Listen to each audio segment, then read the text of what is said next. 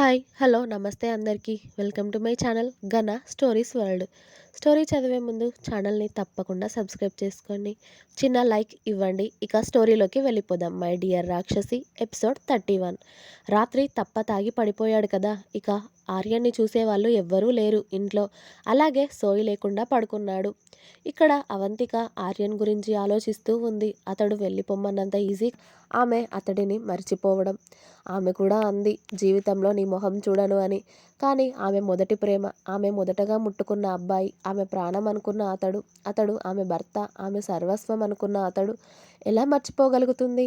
మాట అనడం తేలికే, కానీ దాన్ని నిలబెట్టుకోవడం చాలా కష్టమని ఇప్పుడు అర్థమవుతుంది. నిజంగా మీరు లేకుండా ఉండగలనా ఆర్యన్ గారు?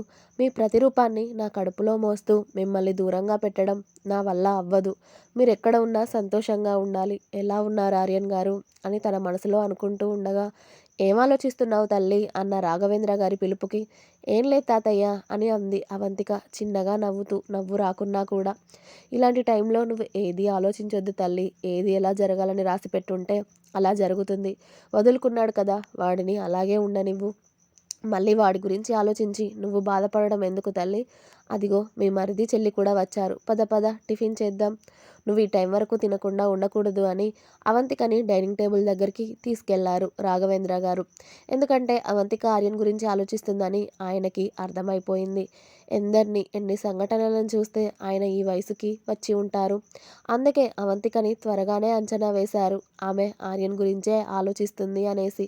ఇక ఇలా నలుగురు వెళ్ళి డైనింగ్ టేబుల్ దగ్గర కూర్చోగానే పనివాళ్ళు వచ్చి అందరికీ టిఫిన్, జ్యూస్, వాటర్ అందరికీ పెట్టేసి పక్కకి వెళ్ళారు. అందరూ కలిసి టిఫిన్ పూర్తి చేసి మెల్లిగా హాల్లో కూర్చోగానే, అమ్మా అవంతిక, నేను ఎక్కువగా ఇక్కడ ఉండడం కుదరదు తల్లి. కానీ వారానికి ఒక్కసారైనా 2 వారాలకు ఒక్కసారైనా ఇక్కడికి వచ్చి నేను నిన్ను ఖచ్చితంగా చూసే వెళ్తాను తల్లి. నిన్ను చూడండి నాకు ప్రాణం ఊరుకోదు. నీ బాగోగులు చూసుకోవడానికి నేను ఉన్నాను, సరేనా? చెల్లి నీతో ఇక్కడే ఉంటుంది. నీ డెలివరీ అయ్యాక చెల్లికి వైభవ్కి పెళ్లి పెట్టుకుందాం, సరేనా?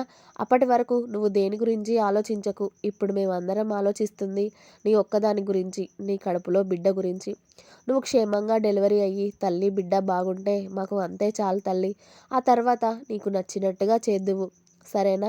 ఇప్పుడు మాత్రం నువ్వు ఇక్కడి నుండి వెళ్ళకూడదు. నువ్వు ఉదయం గుడికి వెళ్తేనే మేమింత కంగారు పడిపోయామో తెలుసా? మమ్మల్ని అందరినీ వదిలి నువ్వెక్కడికైనా వెళ్ళిపోయావేమో అనుకున్నాం. ఒకవేళ నీకు అలాంటి ఆలోచన వస్తే మాత్రం ఈ ముసలి ప్రాణం ఒకటి నీ కోసం ఉంది అని గుర్తుంచుకో తల్లి. ఇదిగో నీవు లేకపోతే మీ చెల్లి ఏమైపోతుంది చెప్పు? నా ఇంటి వారసులను మోస్తున్న అమ్మాయిని నా మనవడు వదిలేసినంత ఈజీగా నేను ఎలా వదిలేయాలి తల్లి? పైగా అమ్మా నాన్న లేని పిల్లలు. మిమ్మల్ని నేను కాకపోతే ఇంకెవరు చూసుకుంటారు చెప్పమ్మా? వాడు అవునన్నా కాదన్నా, నువ్వు అవునన్నా కాదన్నా, నువ్వు నా మనవరాలివే తల్లి. నిజంగా చెప్తున్నాను కదా, నాకు సొంత మనవరాలు ఉన్నా కూడా నీలాగా నన్ను ఎవ్వరూ చూసుకోలేరేమో. కానీ నువ్వు నాకు కొన్ని రోజుల్లో నాకు ఎంత దగ్గరయ్యావో నాకు తెలుసు తల్లి. కాబట్టి నీకు ఇక్కడ ఎలాంటి లోటు ఉండదమ్మా. నువ్వు ఇక్కడే ఉండొచ్చు. చెల్లి కూడా ఇక్కడే ఉండి తన చదువు కంప్లీట్ చేస్తుంది. వైభవ్ నేను వారానికి ఒకసారి వచ్చి మిమ్మల్ని చూసి వెళ్తాము. మేము ఇక్కడే ఉంటే అక్కడ ఆఫీస్ పనులన్నీ ఆగిపోతాయి తల్లి. పైగా ఇప్పుడు వాడు ఎలాంటి పొజిషన్లో ఉన్నాడో కూడా తెలియదు కదా. ఇప్పుడు ఇలాంటి పరిస్థితుల్లో నేను అక్కడ లేకపోతే బాగుండదు అన్నారు రాఘవేంద్ర గారు. ఇక నేను ఇంటికి బయలుదేరుతాను తల్లి. అక్కడ నేను లేకపోతే పనులన్నీ ఆగిపోతాయి. అసలే ఇప్పుడు ఏ పరిస్థితిలో ఉన్నాడో తెలియదు కదా. ఆఫీస్ని పట్టించుకోకపోతే ఉద్యోగులు ఇబ్బంది పాలవుతారు తల్లి. కనీసం నేనే వెళ్ళి అక్కడ ఉండాలి. నువ్వు మాత్రం జాగ్రత్త. ఏది కావాలన్నా నిమిషాలలో నీ ముందు ఉంటుంది. చెప్తున్నాను కదా, వీళ్ళని ఎవ్వరిని అడిగినా నీకు ఏది కావాలి అన్నా తెచ్చిస్తారు, సరేనా? నీకు వీళ్ళని అడగాలని లేకపోతే ఇదిగో నీకోసం కొత్త ఫోన్ కొన్నాను. ఇందులో నుండి నాకు ఒక్క ఫోన్ చేస్తే చాలు తల్లి. నీకు మీ తాతయ్య ఉన్నాడు తల్లి. అంతేగాని నువ్వు ఇక్కడి నుండి వెళ్ళిపోతే మాత్రం నా మీద ఒట్టే. నా మనవడి పిల్లల్ని చూసిన ఆ తర్వాతే నా కళ్ళు మూయాలని నా ఆశ తల్లి. నా ఆశనే నెరవేర్చుతావు కదా. కనీసం మీ పిల్లల్ని చూసే వరకైనా ఈ గుండె ఆగాలి తల్లి. లేకపోతే నా మనవడి పనులకి ఇప్పుడే గుండె ఆగిపోయేలా ఉంది అని రాఘవేంద్ర గారు కన్నీళ్లు పెట్టుకుంటూ ఉంటారు. తాతయ్య, మీరలా బాధపడకండి. నేనెక్కడికి వెళ్ళను. ఇక్కడే ఉంటాను. ఆయన మాత్రం నా దరిదాపుల్లోకి వస్తే మాత్రం నేను ఊరుకోను. ఆయన నాకు, నా బిడ్డకు ఎంత దూరంగా ఉంటే అంత బాగుంటుంది. నేనిక్కడ ఉన్నాను అని ఆయనకు తెలిస్తే నేను ఇక్కడి నుండి మీకెవ్వరికీ కనిపించనంత దూరంగా వెళ్ళిపోతాను. నేనిక్కడ ఉన్నట్టు ఆయనకేమాత్రం తెలియకూడదు అని అంది అవంతిక. అస్సలు తెలియనివ్వను తల్లి. నువ్వలాంటి ఆలోచన పెట్టుకోకు. నువ్వెక్కడున్నావో వాడికి తెలియకూడదు అని నా కోరిక కూడా. నువ్విక్కడ జాగ్రత్తగా ఉంటావు తల్లి. సరేనా? సమయానికి తింటూ జాగ్రత్తగా ఉండు తల్లి. ఇప్పటికే అక్కడ ఇంటి దగ్గర పరిస్థితి ఎలా ఉందో తెలీదు. అందుకే నేను వెళ్తున్నాను. వైభవ్ చెల్లితో కలిసి హాస్పిటల్‌కి వెళ్ళిరా తల్లి. చెకప్ చేయించుకొని టాబ్లెట్స్ అన్నీ సరిగ్గా వాడమ్మా అని అవంతికకి జాగ్రత్తలు చెప్పి ఒక కార్డ్ తీసి అవంతిక చేతిలో పెట్టి అసలు వద్దు అనకు తల్లి. టైం ఎలా ఉంటుందో తెలియదు. చెల్లి, నువ్వు ఇద్దరే ఉంటున్నారిక్కడ. ఉండనివ్వు తల్లి. దేనికైనా పనికొస్తుంది అని రాఘవేంద్ర గారు వైభవ్, కృతి, అవంతికకి జాగ్రత్తలు చెప్పి ఆయన వెళ్ళిపోయారు ఇంటికి. ఇక అప్పటికే అవంతిక, కృతి రెడీ అవ్వడంతో, "కృతి, మీరిద్దరూ రెడీ అయితే మీ అక్కని హాస్పిటల్‌కి తీసుకువెళ్దాం" అని అన్నాడు వైభవ్. "నేను రెడీ అయ్యాను వైభవ్. అక్క కూడా రెడీగానే ఉంది. వెళ్దాం" అని కృతి అనగానే వైభవ్ అవంతిక వంక చూశాడు. ఇక అవంతిక కూడా సైలెంట్‌గా బయటికి కదలడంతో వైభవ్, కృతిక కలిసి అవంతికని హాస్పిటల్‌కి తీసుకువెళ్లారు. అక్కడ డాక్టర్ గారు అన్ని టెస్టులు, చెకప్‌లు చేశాక బేబీ బావుంది. అలాగే అమ్మాయి కూడా బావుంది. కానీ కాస్త బ్లడ్ తక్కువగా ఉంది. కాబట్టి ఫుడ్ సరిగ్గా తీసుకొని మెడిసిన్ కరెక్ట్‌గా యూజ్ చేయాలి అని చెప్పి మెడిసిన్ ఇచ్చి పంపించారు ఇంటికి. ఇక ఆ రాత్రికి వైభవ్ అక్కడే ఉన్నాడు. అవంతికకి ఇప్పుడు ఏ ఆలోచనలు లేవు. ఆమె ఆలోచనలో మొత్తం తన బేబీ ఉంది. ఇంతకుముందు చెల్లి గురించి ఆలోచించేది. కానీ ఇప్పుడు చెల్లి జీవితం వైభవ్‌తో సెటిల్ అవుతుందని చెల్లి గురించి దిగులంతా వదిలేసింది. ఇప్పుడు తన ఆశలన్నీ, ప్రాణాలన్నీ తన కడుపున పుట్టబోయే బిడ్డ మీదే పెట్టుకొని తన కడుపు నిమురుకుంటూ, "నీకు నేను, నాకు నువ్వు తప్ప ఇక ఎవ్వరూ లేరు నాన్న. ఎప్పుడు వస్తావు నువ్వు ఈ అమ్మ దగ్గరికి" అని అనుకుంటూ ఉంటుంది. భోజనం చేసి టాబ్లెట్లు వేసుకొని తన రూమ్‌కి వెళ్ళి పడుకుంటూ. ఇక కృతి కూడా కాసేపు వైభవ్‌తో మాట్లాడి వెళ్ళి వాళ్ళ అక్క దగ్గర పడుకుంటుంది. ఇక వైభవ్‌కి కూడా నెక్స్ట్ డే ఆఫీస్ వర్క్స్ ఉండడంతో ఉదయాన్నే లేచి అవంతిక, కృతితో కలిసి టిఫిన్ చేసి అవంతిక దగ్గరికి వెళ్ళి కూర్చుని, "నీకెప్పుడూ నేను తప్పుడు ఫీలింగ్స్‌తో చూడలేదు అవంతిక. కృతికి అక్కలాగే చూశాను. వాడికి ఖచ్చితంగా నిన్ను వదులుకునే ఆలోచన రాకూడదని నీతో తప్పుగా ప్రవర్తించాను తప్పితే నా ఆలోచనలో ఎప్పుడూ తప్పు లేదు. నీతో ప్రవర్తించిన దానికి సారీ. కానీ నేనదంతా కూడా ఆర్యన్ మారడం కోసం మాత్రమే చేశాను. వాడు మారాలని నీతో తప్పుగా ప్రవర్తించాను తప్పితే నా ఆలోచనలో ఎప్పుడూ తప్పు లేదు. నేను నిన్ను చూసే విషయంలో తప్పు లేదు. నేను నీతో ప్రవర్తించే విషయంలో తప్పు లేదు. అవంతిక, ఏదైనా నిజంగా నీకు ఇబ్బంది కలిగించి ఉంటే మాత్రం సారీ. నన్ను క్షమించు. నేను ఇదంతా కావాలి అనే చేశాను. ఇందులో నువ్వు ఎంతో ఇబ్బంది పడ్డావు. నాకు తెలుసు. కానీ వాడు మారడానికి నేను ఎలాంటి పనైనా చేయాలి అనుకున్నాను. కానీ నేను చేసిన దానికి ఫలితం మాత్రం శూన్యమే అయ్యింది. ఆఖరికి అని అన్నాడు వైభవ్.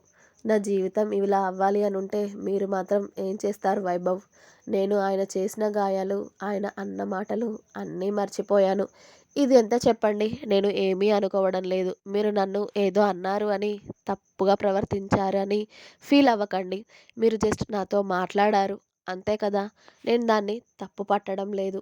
కానీ మిమ్మల్ని మాత్రమే నేనొకటి కోరుకుంటున్నాను వైభవ్ అని అంది అవంతిక వైభవ్‌ని చూస్తూ. ఏంటది అవంతిక? అన్నాడు వైభవ్. అవంతిక వైభవ్ చేతిని ఆమె చేతుల్లోకి తీసుకొని, నా చెల్లికి మాత్రం ఎలాంటి కష్టం రాకూడదు. నా చెల్లి జీవితం నా జీవితంలాగా అస్సలు మారకూడదు. నిన్ను నమ్మి నా చెల్లిని నీ చేతుల్లో పెడుతున్నాను. నా చెల్లికి మాత్రం ఎలాంటి కష్టం వచ్చినా ఊరుకోను చెప్తున్నాను. నువ్వు నా చెల్లిని ప్రేమిస్తున్నావని చెప్తున్నావు. కానీ దాన్నింకా ఎలాంటి కష్టం రాకుండా చూసుకోవాల్సిన బాధ్యత నీదే. అది ప్రతి క్షణం సంతోషంగా ఉండేలాగా ఉంచాల్సిన బాధ్యత కూడా నీదే అవుతుంది వైభవ్. నాలాగా దానికి ఎలాంటి కష్టం రాకూడదు అని అంది అవంతిక. తన గురించి నేను ప్రత్యేకంగా మీకు చెప్పాల్సిన అవసరం లేదు వదిన. కానీ ఇప్పుడు మీరు అడుగుతున్నారు కాబట్టి చెప్తున్నాను. నేను దానికోసమే ఒక రకంగా మీ లైఫ్‌లోకి వచ్చాను. దానికోసమే మీ లైఫ్‌ని సెట్ చేయాలి అనుకున్నాను. అలాంటిది దాన్ని నేను వదిలిపెడతానా? దానికి చిన్న కష్టమైనా రానిస్తానా నేను? అది నా ప్రాణం కన్నా ఎక్కువ వదిన. దాన్ని సంతోషంగా ఉంచాల్సిన బాధ్యత కాదు. దానికి ఏ కష్టం రాకుండా చూసుకోవాల్సిన బాధ్యత కూడా నాదే. దాన్ని అలాగే చూసుకుంటాను వదిన. మీకు నమ్మకం ఉంది కదా నా మీద అన్నాడు వైభవ్. అతడు వదిన అన్నప్పుడే అర్థమైపోయింది అవంతికకి ఇక వైభవ్ మెంటాలిటీ ఏంటి అనేది. మేము జాగ్రత్తగానే ఉంటాం వైభవ్. నువ్వు నీ పని చూసుకో. మాకిక్కడ ఎలాంటి ఇబ్బంది లేదు. బానే ఉంటున్నాము అంది అవంతిక. ఇప్పుడు బానే ఉన్నావు. మేమందరం వెళ్ళిపోయాక మళ్ళీ వాడి గురించి ఆలోచించి మాకు దూరంగా వెళ్ళవు అన్న ఆలోచన ఏది చేయకు వదినా. నీకు ఎలాంటి ఇబ్బంది వచ్చినా మేమున్నాము సరేనా? ఏదైనా ఇబ్బందిగా అనిపించినా ఏదైనా అవసరమైన ఒక్క ఫోన్ కాల్ అంతే సరేనా? మీరు ఎలాంటి ఇబ్బంది పడకూడదు. అలాగే మీకెక్కడ దేనికి లోటు ఉండకూడదు అని చెప్పాడు వైభవ్. అలాగే వైభవ్ అని అవంతిక చిన్నగా నవ్వడంతో గుడ్ వదిన. మీ ఆరోగ్యం జాగ్రత్త. టైం టు టైం టాబ్లెట్స్ వాడండి అని చెప్పి కృతి మీ అక్క జాగ్రత్త. వెళ్ళొస్తాను వదిన అని వైభవ్ బయటికి వెళ్ళడంతో వైభవ్ని పంపించిరా కృతి అని చెప్పింది అవంతిక చెల్లిని చూస్తూ. అలాగే అక్క అని కృతి బయటికి వెళ్ళడంతో వైభవ్ కృతిని గట్టిగా హత్తుకొని మీ అక్క జాగ్రత్త. తనని తన కడుపులో ఉన్న బిడ్డని ఇప్పుడు చూసుకోవాల్సిన బాధ్యత నీదే. తనకి ఎలాంటి కష్టం రాకుండా చూసుకో. అలాగే తను బాధపడకుండా చూసుకో. అర్థమైందా? ఇద్దరూ జాగ్రత్త. ఓకే కదా నువ్వు? నన్ను ఇక్కడే ఉండమంటావా మరి అని అడిగాడు వైభవ్. ఇప్పటికే నా కోసం చేయాల్సిన దానికన్నా ఎక్కువే చేశావు వైభవ్. నేను ఇంకా నీ నుండి ఏదైనా ఆశిస్తే అది ఎక్కువే అవుతుంది అని అంది కృతి. పిచ్చిదానా, నీకోసం నేను ఏదైనా చేయడానికి రెడీనే. నువ్వు జాగ్రత్త. అలాగే వదిన కూడా జాగ్రత్త. బాయ్ అని కృతి నుదుట ముద్దు పెట్టుకొని వైభవ్ కూడా హైదరాబాద్కి స్టార్ట్ అయ్యాడు. ఇంకా ఉంది. నెక్స్ట్ ఎపిసోడ్ రేపు వస్తుంది. వెయిట్ చేయండి. అలాగే మీకు కనుక నా స్టోరీ నచ్చినట్టయితే please like, share, comment, subscribe. And అలాగే మీకు నా స్టోరీ నచ్చినట్టయితే please subscribe my channel Gana stories world. And like thank you. Bye bye.